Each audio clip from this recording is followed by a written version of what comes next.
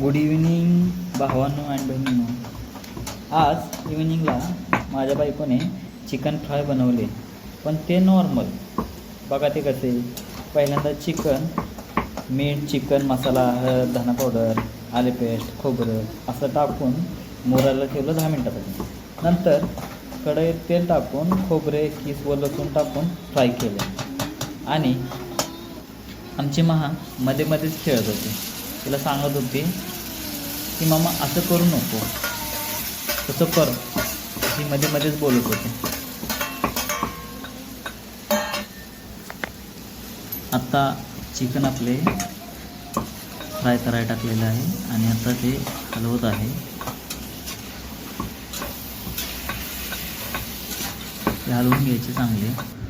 हे चिकन फुल मुरून घेतलेले आहे. जे मीठ असते ते आतपर्यंत गेलं पाहिजे, तेव्हा चिकन खायला भारी वाटते.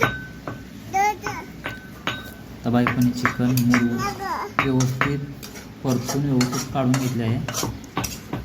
ही बघा मग सारखी मध्ये तिला खायचं आहे ना, म्हणून मध्ये येते. Okay bye.